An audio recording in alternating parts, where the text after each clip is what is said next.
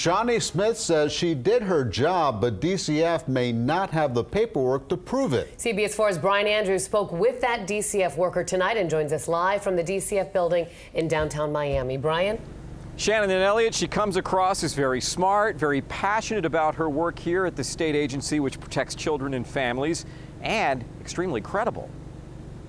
I completed my investigation. You did what they asked you to do? To the best of my ability. I followed protocol. Did you falsify records? I did not. Did you fabricate the existence of records in this case? No, I didn't. Shawnee Smith says she's being set up. DCF is trying to take the heat off themselves as an organization. To take the fall in the case of Catalina Bruno, charged with the death of her young son Brian Osceola after leaving him locked in a hot car earlier this month. Last week, DCF Secretary David Wilkins said Smith was being fired for lying about ordering a substance abuse evaluation of Bruno, who in November of last year was arrested for DUI with the baby in her lap. And that wasn't enough of a red flag for DCF to say? Well, that's the thing. In order for DCF to do something other than, Mom, do a substance class, or, can you do a parenting class for me, please? That's essentially when... That's all they could do. If I don't have anything that shows some sort of pattern, my hands are tied. And Mom never showed any sort of pattern that would make me think, okay, she's gonna do this again. Why do you think DCF called this press conference and named you as public enemy #1? Because they needed to name someone public enemy #1, and I was the lowest on the totem pole. Did you request a substance abuse evaluation from this outside provider for this woman? Yes. But Smith says DCF lost the paperwork. Now they're saying, we found the file. There's no referral. Did you ever get a result? I got a result. And what was the result? There was no indicators. Mom was negative for all substances.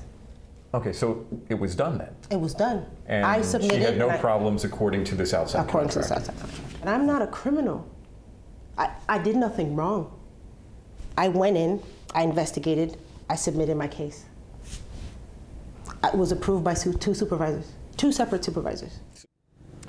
One of those supervisors is currently off the job, suspended, as DCF looks into his role in this alleged scandal. As for Smith, she says she is not interested in getting her job back. She just wants to clear her name. She's hired the attorney to do a public relations blitz so she can find a new job, and to make sure that the state can't throw the book at her for criminal charges connected to this.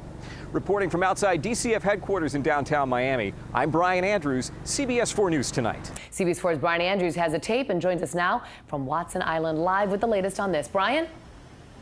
Well, Shannon, this is the boat ramp where police found the getaway truck and a trailer they believe was going to be used to take these stolen wave runners to a West-Dade warehouse where they would be broken into parts and shipped out of the country. The suspected watercraft crooks were dropped off by boat. Police say 23-year-old Yadel Valera and 27-year-old Sergio Aguirre were sporting wetsuits, ski masks, and bolt cutters. These guys definitely knew what they were doing. The homeowner, who asked we not identify him, says the alleged crooks were picked up on a live security video feed running back into his Miami Beach estate, installed after he had 2 other wave runners stolen and his boat vandalized earlier in the year.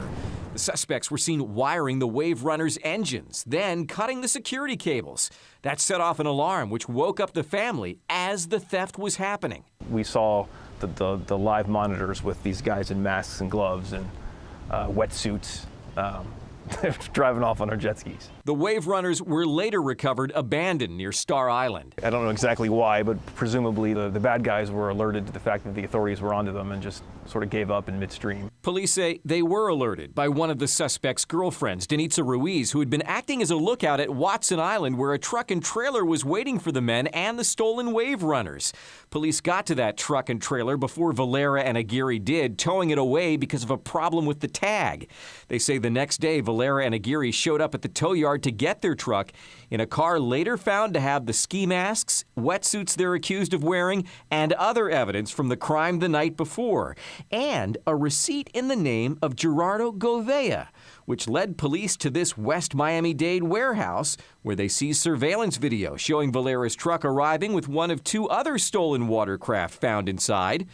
Court documents say Gouveia spilled the beans on his friends to detectives, saying his buddies were in the business of exporting stolen watercrafts to other countries. Somebody coming onto your property and stealing your things, certainly with my wife and newborn son inside, it's not a nice experience. Valera and Aguirre are still in the Miami-Dade County Jail, and get this, police say Valera was rather brazen about his illegal business, in fact posting pictures on his Facebook page next to what they say were stolen personal watercraft. Live on Watson Island, I'm Brian Andrews on CBS 4. Good evening. Prosecutors played the video showing the incident that left a detective wounded and a gunman dead. CBS 4's Brian Andrews is live in West Miami-Dade where it all went down. Brian? And Shannon and Elliot, this tree is in the center of that video. And if only this tree could talk. A tree that was there 1 year ago that one man used as cover, the man who died, and another cop was actually, the guy pulled out a gun like this and shot him through the tree, wounding a Miami-Dade police officer. We've frozen the tape because the images played out in court are simply too graphic to play out on TV. Surveillance video of a shootout outside this house off Coral Way in Southwest 60th Court, now condemned and empty. But back to the tape and what we can show you. Look as the man in the white shirt and hat on the left of your screen is about to get into a dark-tinted BMW. His name is Gerard Delgado. Once he's in, you can see him close the door. Now look, near the top of your screen, you can see a car pulling up and Officer John Saavedra from Miami-Dade Police walking right by, unaware there's someone in the Beamer. Police encounter Luis Estevanel at the front of the grow house.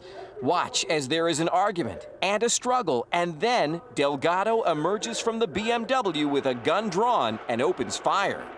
What you can't see is Delgado in the shootout, using the tree for cover, then falling to the ground wounded in the driveway. Nor can you see Detective Saavedra, shot twice in the stomach just beneath his bulletproof vest and once in the leg. The tape was seized from a surveillance system inside that grow house, where police found more than 80 pounds of pot. It was played in court Thursday during Estevanel's bond hearing. He's charged with drug trafficking and possession, and second-degree felony murder, because Florida law says anyone who commits a felony in which a person dies can be held responsible for that death. That bond hearing continues tomorrow, and at the same time, Detective Saavedra will be on a plane to Washington, where he's going to be honored by a National Police Association for what happened to him here last summer. Reporting from West Miami-Dade, I'm Brian Andrews on CBS 4. Tonight, the gunmen are on the loose. CBS 4's Brian Andrews has the story. You heard the gunshots? Yes. What did it sound like? It just sounded like pop, pop, pop. Those shots claiming the life of a regular customer Mother's Day evening just outside the El Tío Coin Laundry. Witnesses say the victim had just put some clothes inside one of the machines over here and decided to step out. He walked across 16th Terrace back by that dumpster over there where his truck was parked, and that's where they say he was attacked by a group of men who jumped him and threw him to the ground. Witnesses say there was a blue sedan with 3 men inside that had been parked outside. One of them had tied him down pretty nicely, and the other one just simply had a gun in his other hand. He was pretty scared. Witnesses say the man was down on the ground wrestling with the men who appear to be trying to get his gold chain off. And when they couldn't, witnesses say one of the men fired a shot right into his stomach. I saw the blood. Then when I moved to the side, I saw an opening over here from the bullet. And it was not that, it was big. Last fall, the Miami-Dade state attorney expressed concern the high price of gold may be fueling a wave of violent crime in the county. Gold is now selling for $1,748 an ounce. And just to give you some comparison, 10 years ago, gold was selling for $313 an ounce. So what these criminals have discovered is this is very lucrative. It is a real shame because at the end of the day, you got 3 guys trying to rob one chain, and you still ended up killing the guy.